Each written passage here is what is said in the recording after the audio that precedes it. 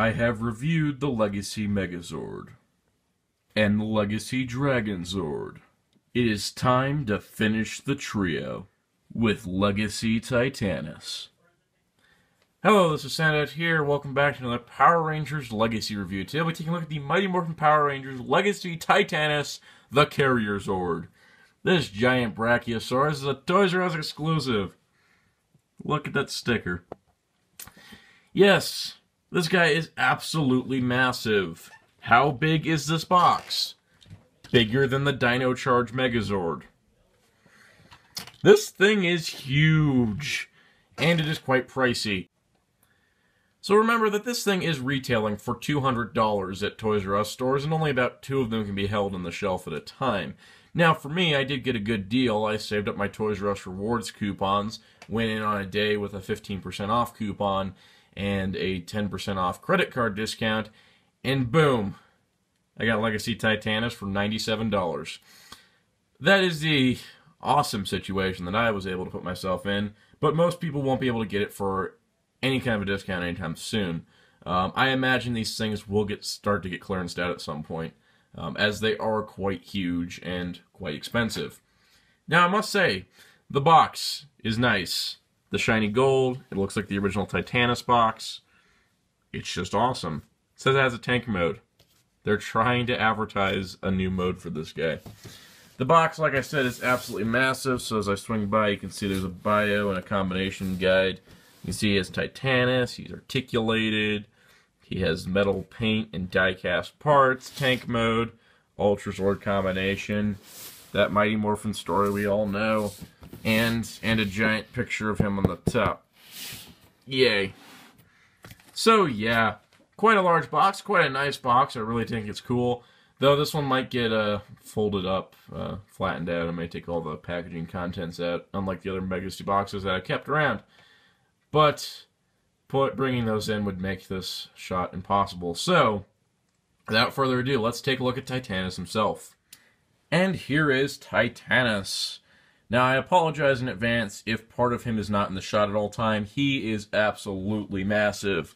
To bring another comparison in, here's the Dino Charge Megazord. He is taller than the Dino Charge Megazord.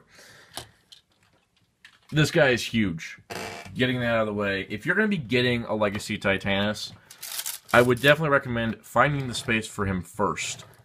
He is massive, and even I think he's a little smaller than the original Titanus, but he is bigger than Mixamorph Titanus by all means. This guy though is absolutely awesome. Now, the thing about him being awesome is that this is pretty much all you get is base Titanus. That's what the original came with. You don't get any like hooks for the tank mode. It's not really a thing that's anyone remembers doing. So there's that. The chain is attached to this. Once you clip it in, it stays there. It is a metal chain, metal gold chain. I don't think it's real gold, but it's there. You also do get these 2 little black pieces. These are for the Megazord's knees, and we'll get into that. But other than that, you don't assemble Titanus, and once you do, it looks quite awesome. Now, in terms of what this guy is made of, he's made of plastic. He's got plastic in him. He is hefty. He has die-cast claws here. He has die-cast chest piece. Pretty much anything that's gold except for this like holographic detail is die-cast. So these claws are die-cast. The tips of the guns are die-cast. He is got die-cast in him in his chest somewhere. His head up here has no die-cast, but has a lot of moving parts. The tires are rubber, especially these. Oh, the tires are die-cast, or the wheels themselves are die-cast as well. He's got all the tires, they all roll. You have that metal chain on top that is, like I said, die-cast. He is hefty. He is probably one of the heaviest Zords I own. And that's saying something, because I own things like, you know, the Q-Rex and the Delta base. I think he is heavier than the Delta base with the Delta runners inside. But he does have a little gimmick here where if you roll him, his feet move. Yay! Other than that, his detail-wise, the neck is the most impressive part of this guy. By all means, because look how much range it has. It can move forward, it can move back, it has a little movement here. It can bend, it can turn. The mouth can open. He can breathe fire, whatever he's doing. This neck has so much range of movement, more so than I've seen on any Zord. This is awesome. This really helps his cost, because this is a lot of engineering. And they made it so that the joints aren't even noticeable. It is just so cool. This guy's neck can move pretty much any position you'd want him to, and that is awesome. There are also no stickers on this guy. Everything is either painted or tampographed on. This here is molded. That's molded in. All the detail, the hieroglyphs are tampographs. This is all molding. The cost of this guy goes into paint application, molded detail, die-cast metal, heft, and size. Is that $200 worth of heft, size, paint, and metal? That's all up to you. Personally, I didn't see him being $100 or $199. I more think of him as he's great for $150 if you could get that price, or some discount, because he is quite expensive. But that's it. We're done with Titanus. That's pretty much all he does on his own. He's a giant dinosaur and he rolls. Do not, and I repeat, do not get this guy unless you have some form of the Legacy Megazord and you have the Legacy Dragonzord, because other than that, this guy does almost absolutely nothing. Now, to be fair, they say he has a tank mode, so we'll take his tails here, we'll unpeg here, split them in half. Oh, by the way, they molded detail inside the tail pieces. And then they clip in right here, like this, and they move forward, and that's pretty much all there is to them, really. You could fold down the front piece here, but yeah, that's pretty much all he has going on here, is he has cannons. Titanus does not do a whole lot, and that's not really the toy's fault, more so the design's fault. Because no matter what country he's in, this guy is just a giant dinosaur. And at least now he has articulation to add to all that. But, like I said, the fun of him is in the combination with both Dragonzord and Megazord. Now, it's not absolutely necessary to have the Legacy Megazord, but the extra diecast helps for stability. Now, first of all, we need to take these two away and make the Mega Dragonzord. Alright, here's the Mega Dragonzord. Now, this is where those handy little black clips come in, because you see how this thing is not looking too stable. As you can see, the Mega Dragonzord likes to lean a lot. These little knee things slide in place here and here to help with the stability. And it honestly makes the Mega Dragonzord feel a lot better, even if the tail still won't click into place. So we're just going to move these cannons so that thing doesn't keep falling over. These stay in relatively okay this way. I kind of like putting them this way. It feels like it's making it sturdier. This is still a heavy combination. It doesn't work entirely still. So move that to the side. Now, let's form the Ultrazord, and in order to do that, we need to do stuff with Titanus over here. And this is where Titanus continues to get impressive. If you remove the tail here, we did this already, but we'll do it again. Well, if you put the cannons on the right side, Soundout, you're a little nuts, you know that? So you line this all up here. Next, you want to take and remove these. These will slide out, and these will fold, like that. So just like the original Titanus did. And next you want to take this piece here on the front and pop it out. It's a little tricky. You then want to pull this piece and see that they actually molded in detail, or put tampograph detail all the way up in here. That is awesome. You also want to push this out. They'll add 2 more wheels on the bottom here, stabilizing the whole thing. You then want to take the Dragonzord chest piece, which has been sitting to the side all this time, slide it and lock it down into place here. That'll help everything if we do that now. Around the back here, you want to lift the chain, try and drape it over there, and now you can pull this panel open. And what's cool about this panel is once you open it, you'll notice it's actually fully molded in here. Like, geez, molded detail on the inside panel. that'll get blocked here in a second when we place the Mega Dragonzord inside of Titanus.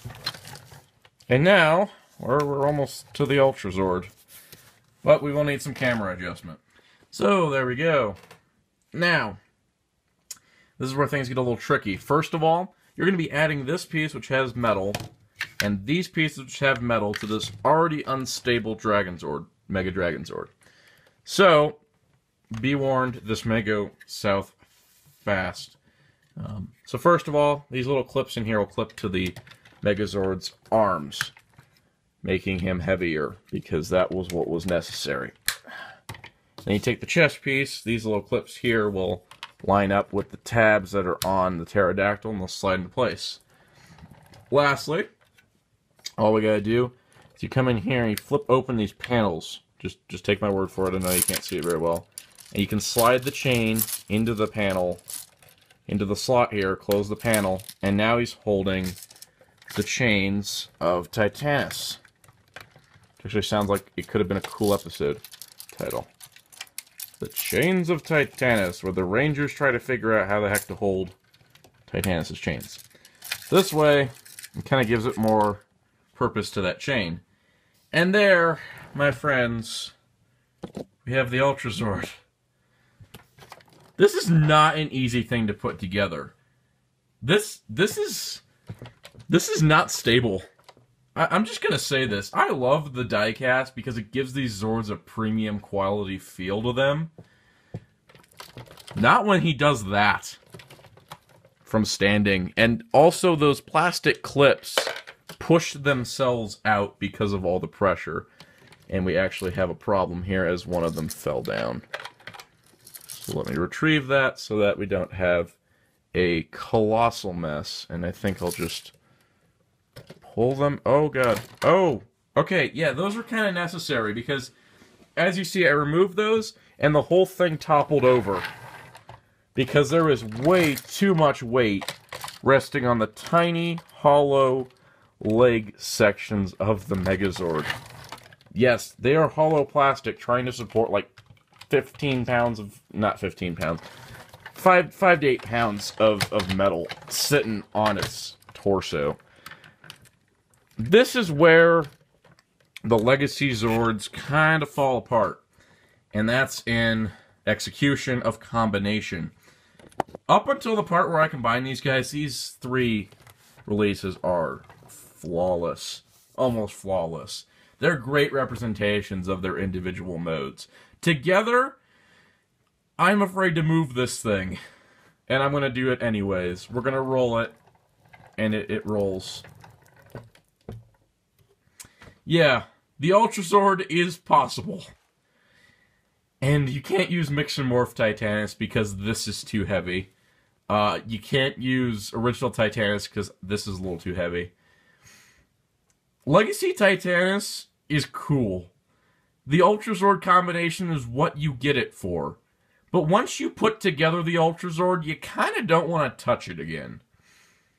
And as we've seen, it does not hold together as well. It's not really the Titanus part, it's all this. Also, the Dragonzord tail, they gave it a place to go. And this is going to get really awkward here, I apologize, folks. This is official Bandai material in the instruction book. That's where Titanus' only Zord build report is. I guess you could also segment this and give them more of a tail. But yes, they tried to incorporate all the parts into this. I give them credit for that. And that looks okay. But we are still stuck with this has no place to go. These hands have no place to go. The sword and shield have no place to go. But all the Zord components are there, so that's fun. It seems like I'm a little harsh on the Ultrazord. I kind of am. I was hoping for, I'm glad that they added these knee supports. That really helps. But what Titanus really should have come with was heavy, chunky, die-cast metal versions of the Triceratops and Saber-Toothed Tiger that would plug in, covering the knees so that they wouldn't move. That would have been really helpful. Unfortunately, the thing is that this combination is definitely worth it as a display piece.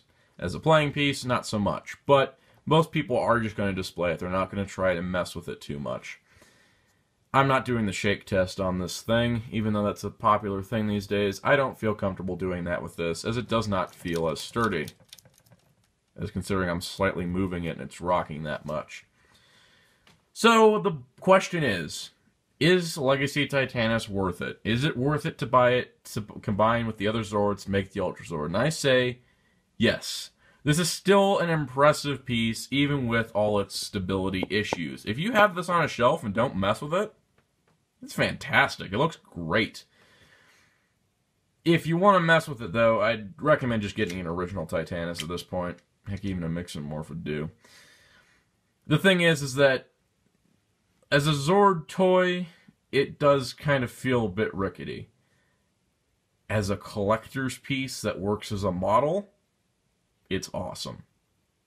So overall, I'd recommend Titanus to those hardcore Power Rangers fans, those who want to complete the Ultrazord, those that want to complete their Zord collection, those that want to have the most accurate Zords, and also to those that have coupons, because this guy is not worth $200.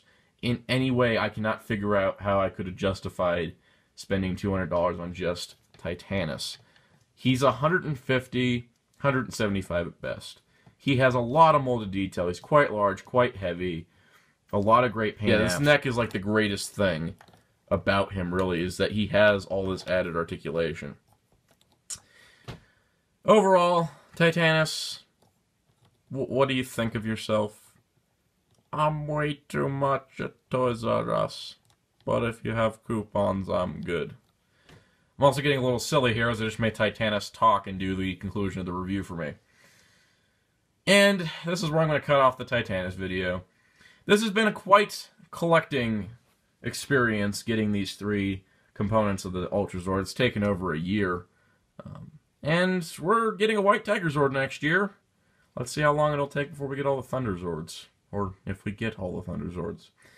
Anyways, be sure to stay tuned for more Power Rangers Legacy reviews, as there's still stuff to come out in Legacy Saba and Tiger Zord.